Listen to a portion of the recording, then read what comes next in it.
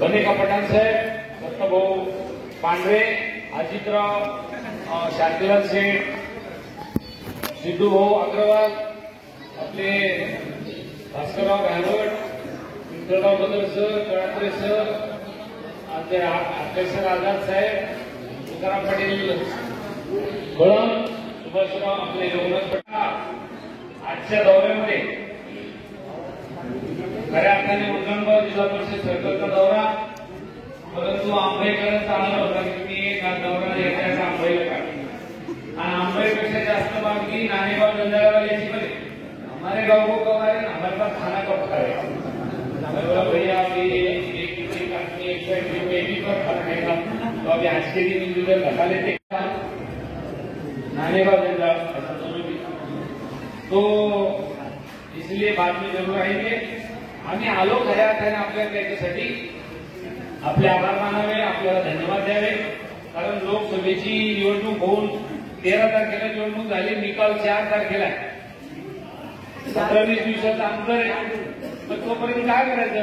मला चलो आपण लोक मिळके लोक आते और उनका शुक्रिया अदा करते. आपल्या लोकांना भेटावं, त्यांना धन्यवाद द्यावे, त्यांचे आभार मानावे आणि त्यांनी केलेली मेहनत, त्यांनी घेतलेले कष्ट याच्यावर खऱ्या अर्थाने तुम्हाला जो आत्मविश्वास है, आप सबको ऐसा लग रहा है कि 100% अपनी सीट निकलने वाली है. हा उत्साह आणि हा आत्मविश्वास जेव्हा मी पाहिला तेव्हा मला असं वाटलं की आपण सगळ्याच्या सगळ्या मतदारसंघामध्ये आपण सगळ्या लोकांना भेटायला गेलं पाहिजे आणि त्यांना धन्यवाद देऊन आलं पाहिजे. म्हणून मी गेल्या 5 दिवसापासून सगळ्या विधानसभा क्षेत्रामध्ये पैठण असेल, आपलं बदनापूर असेल, सगळ्या गावाला, जालना, भोकरदन, आज सिल्लोड 5वा मतदारसंघ आहे. आता फक्त फुलंब्री बाकी आहे.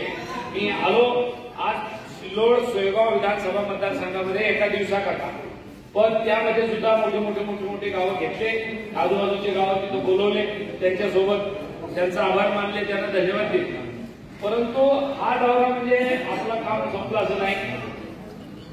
तुमच्या ऋणामध्ये राहून आपल्या ऋणाची उतराई करायला 4 तारखेनंतर जरूर येऊ. 4 तारखेचा निकाल लागल्यानंतर आपण एक दिवस एका जिल्हा परिषद सर्कलला देऊन सगळे गावं त्या दिवशी करू. कारण त्या दिवशी एकही गाव बाकी राहणार. आज आपण 2 तालुक्याला एक दिवस दिला, त्यावेळेला एका जिल्हा परिषद सर्कलला एक दिवस दिला. 4 तारखेचा निकाल लागल्यानंतर दुसरा टप्पा ज्या वेळेला आपल्या दौऱ्याचा सुरू होईल त्यावेळेला निश्चितपणाने आपण एक जिल्हा परिषद सर्कल त्या पद्धतीने घेऊया. एवढंच या निमित्ताने आपल्याला सांगू इच्छितो. बोलण्यासारखं खूप आहे. आप लोगों ने मेहनत तो बहुत की, मेहनत के साथ साथ दुआ भी किया, मेरे लिए दुआ की, सरकार ने करके गया, आपने दुआ भी की और वो दुआ अभी 4 तारीख तक चल रही है. सुना है चालू रहने वाली मुझे डॉक्टर साहब ने अच्छी बात है. तो इसका मतलब ये हुआ दुआ भी है और मेहनत भी. अभी मेहनत का काम तो 13 तारीख को खत्म हो गया. 13 तारीख को भी आपके बहुत ऐसे गाव आहे की उसने रात्री 8-9 वाजतापर्यंत मतदान चाललं आणि खूप 100% मतदान हे आपल्या बाजूने करून घेण्याचा प्रयत्न आपल्या व्यासपीठावर बसलेल्या कार्यकर्त्यांनी, नेत्यांनी केला आणि गावातल्या कार्यकर्त्यांनी सुद्धा केला. गांव में के लोगों ने भी बहुत बड़ी तादाद में काम खड़ा किया अपना और बहुत मेहनत की. म्हणून मी सगळ्यांना खूप खूप धन्यवाद देतो, आपले आभार मानतो. सबके दिमाग से एक बात है, साला ये सब अच्छा है, जीत कर भी आ सकते हैं, लेकिन ये लफड़ा मशीन में कुछ गड़बड़ तो नहीं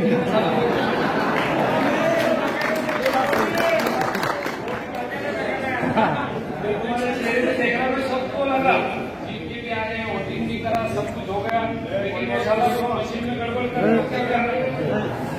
ऐसा एक दिमाग की बात आ रही. और वो बात इसलिए आ रही है,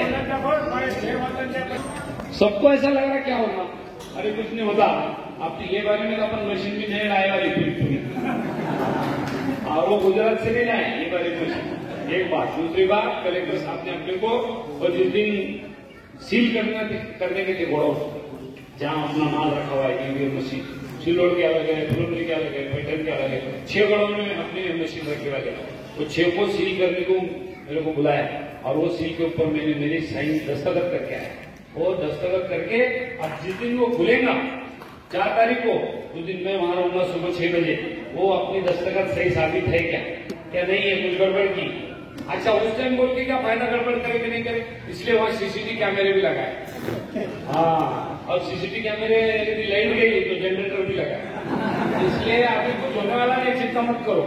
और इसके ऊपर भी मैंने कलेक्टर को बोला, साहेब की तुम्हाला काही माणसं राखून होते तो कलेक्टर बोले हाँ बिल्कुल ठेवून दे तुमचे माणसं। अभी आप 3 शिफ्ट में सुबह दोपहर शाम और रात में भी 5-5 आदमी अपने वहां रखन करने को भी है।